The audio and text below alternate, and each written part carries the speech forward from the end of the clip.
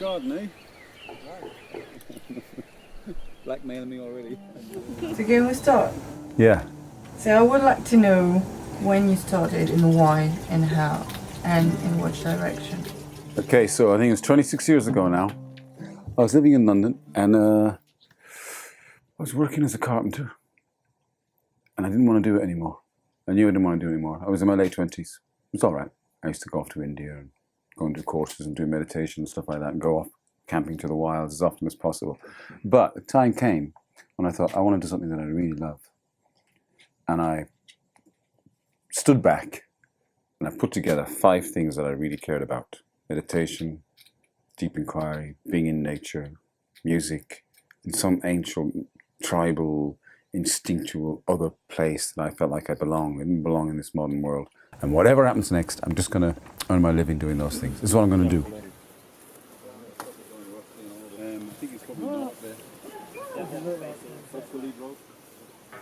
Immediately, the phone stopped ringing. The carpenter life, living in London, doing courses, all stopped. It just like as if the message went out to the other world. That part's over. Phone never rang. Nobody else wanted anything from me. And I started to make these beautiful, what I thought was beautiful at the time, teepees and Bedouin tents and yurts. This must be the biggest teepee in Britain, I think, but I'm not sure. Oh, yeah? Yeah, it's not the world's biggest teepee, because there's a bigger one in Switzerland somewhere, but that was built with a crane. This one was built by human beings. Okay, back to the battle station. 1, 2, 3, pull! 1, 2, 3, pull! 1, 2, 3, pull! 1, 2, 3, pull! Hang on. Outside and grab a handful. 1, 2, around! Early 30s now. There's going to be an enlightenment intensive and there's going to be some kind of medicine camp. And I went to the Buddhist teacher that I was working with at the time. I said, I'm going to take some tents, find some beautiful place in the country and make a retreat place that's close to nature. And then I came to this place, to this valley here. We struck a deal, that was it. Hired a place for 3 weeks. And then we discovered these waterfalls, these rock pools, these little wooded gorges. And then we came next year and next year and next year and next year. We did that for 10 years. And every year we stayed for an extra few weeks. And every year we left a few more teepee poles and a few more stacks of canvas. I've traveled up and down this whole country. There's nowhere that's as wild as this. And what I wanted really, as it turned out, was the perfect venue. Somewhere that truly was wild, that could get wilder, where a wild culture could grow, where people could become a tribe, where we could rediscover this indigenous, native, wild way of being with nature in a kind of sober, real, spiritual way.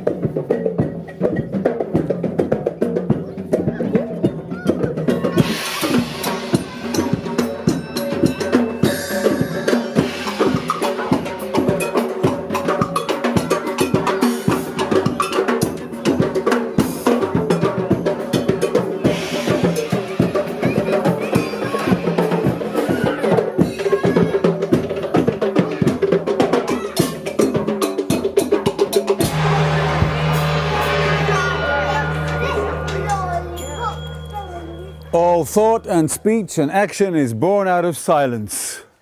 Can you hear that silence? Welcome everybody. You come here at the end. 1 or 2 of you are here. 100,000 welcomes, whether you've been here forever or whether you've just spent forever arriving here. Welcome to the part of you that sat in the sunny glades on high and holy occasions and brought your good self here. Well, battered or wounded, happy or sad, whether you need to cry or to laugh, you are welcome. Change the way we think and look at each other.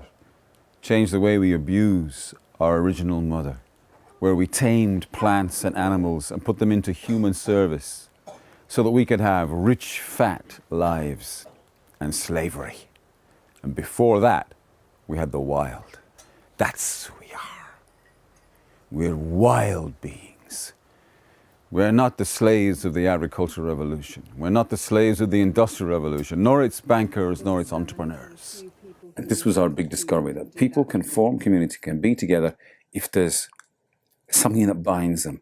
But the old cultures had ritual and true storytelling and a way of staying connected with everything else. We are kicking around in the mud together with an ecstasy, doing things for the pure joy of being. The ladder he climbed up the elder witch tree to see what magnificent sight he could see. The blackthorn did blossom, the beech she did shine. Together they cradled his body in time.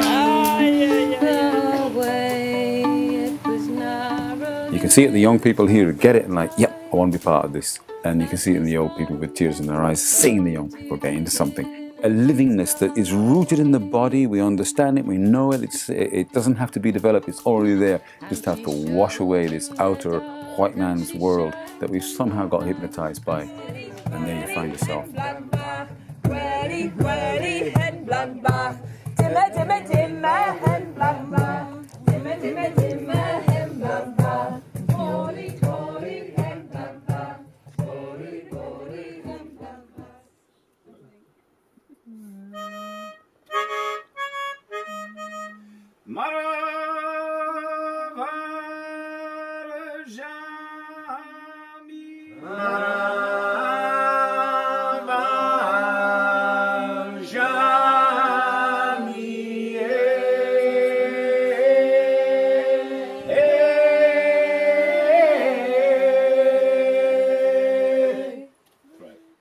I wanted proper Buddhist teachings, proper self-inquiry, proper pagan, shamanic things done from, teachers that knew what they were talking about. I wanted it to be real, not just some loosely knitted together hippie dream. So I, invited the best teachers and all the rest of it that we could find to get involved somehow or other. Although a lot of the time I had to be the one to carry that.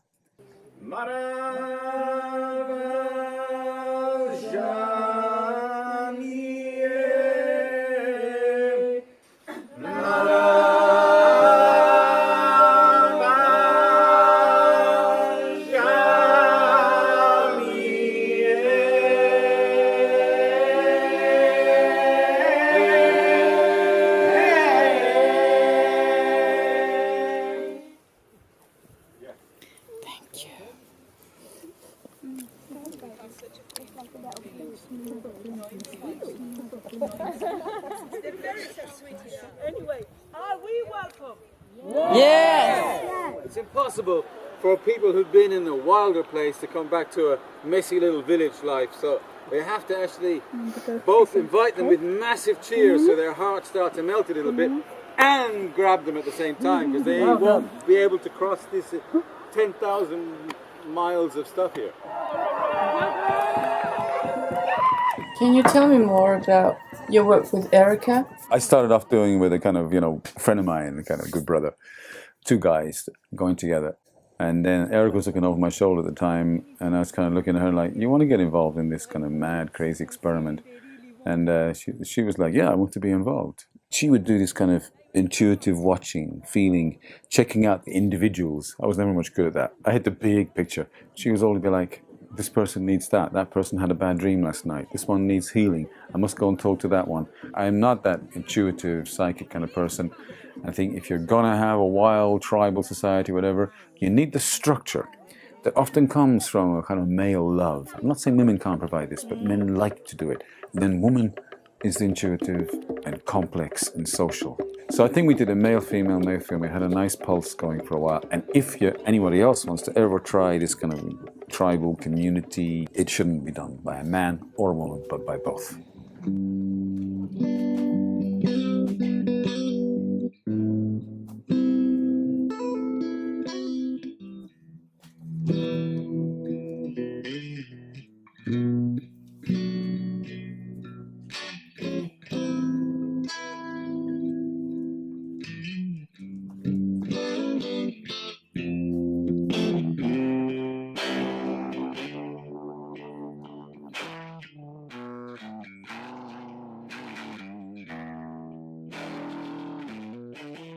The male and female dance is present everywhere in the universe.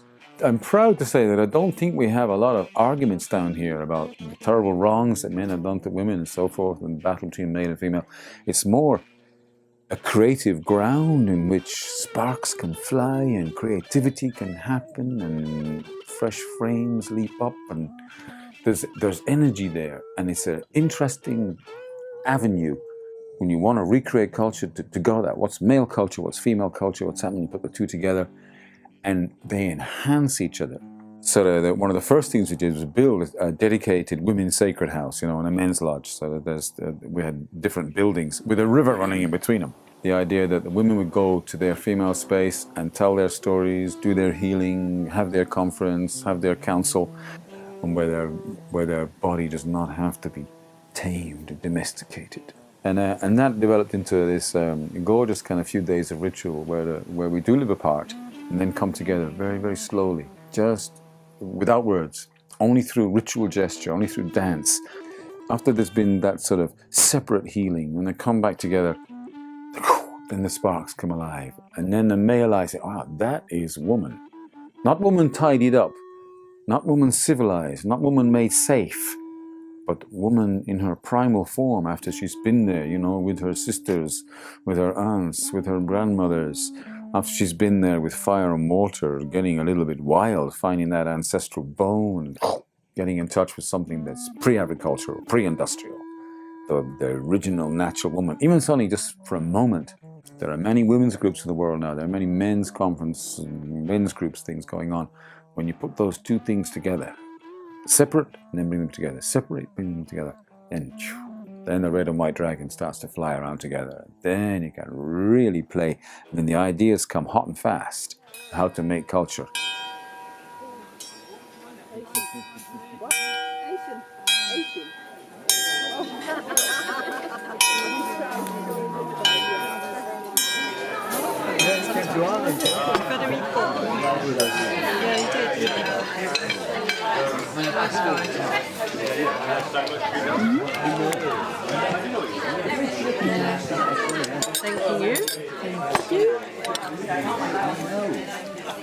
You buggered off, and then this monk followed me in, really angry.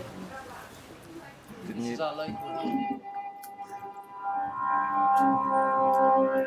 I am the pangs of the jealous. I am the pain of the sick. I am both cloud and rain. It's not a place to show off what a pro you are. If you're a pro, hold back. If you're a totally shy person who's never performed in front of 100 people before, this is your night.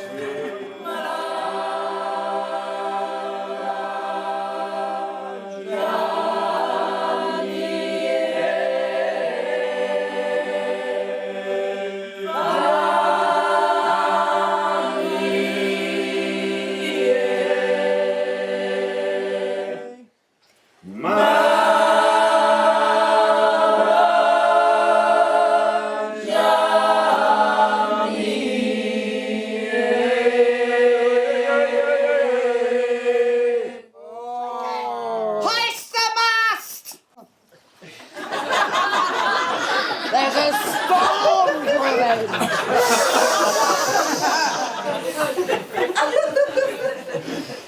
This is serious. We love you, Anna.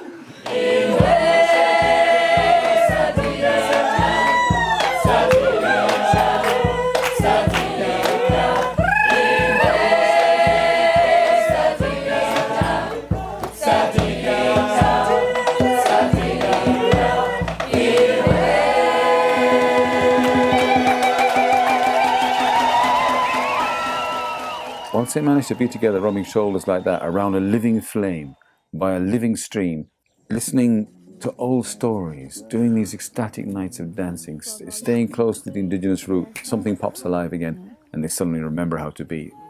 It's strangely familiar, and it's home. It's not something you have to put onto people. It's something that's already in their nature that just needs to be reawakened It's almost like waking people up from a dream. You know, we're all happy all the time. No, we're not. But when the fear, anger, rage, when the grief of life affects you, then you sing and you dance and you cry or go mad. Our little streets here, you can go as crazy as you like. If someone needs to go mad for a while, you don't mind. If someone starts crying, it's like, you worry about the people who are not fearful, not angry, not crying, not grieving, not singing, not doing anything with their emotions. This modern world of repressed feelings, going to these jobs and nobody really wants to go to. Once you take away that, the natural person can start to come, the natural man. Big mystery what that is. The natural woman, even bigger mystery what that is.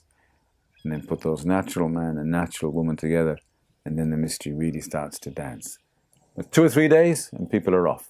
You come down here and do this stuff with us for 10 days, you don't even remember which cars you're in the car park. You've gone native. You know? This is what I offer to the world, and it's a good thing.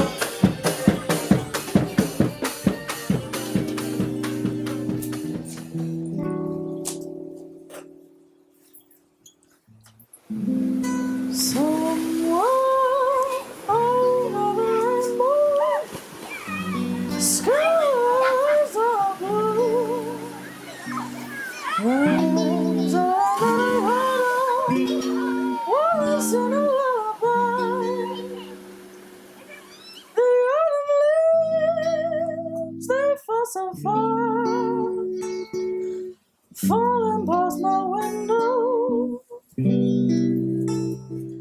and I know in my heart that you somewhere on the rainbow.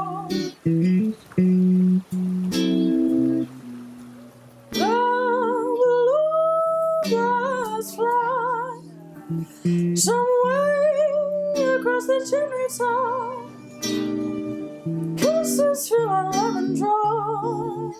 The autumn leaves, they fall so fast past my window. Oh, summertime, and the fishes are jumping. Your daddy's rich, and your mama's good looking. Somewhere over the rainbow, the autumn leaves, your mother and your darling's riches call for you.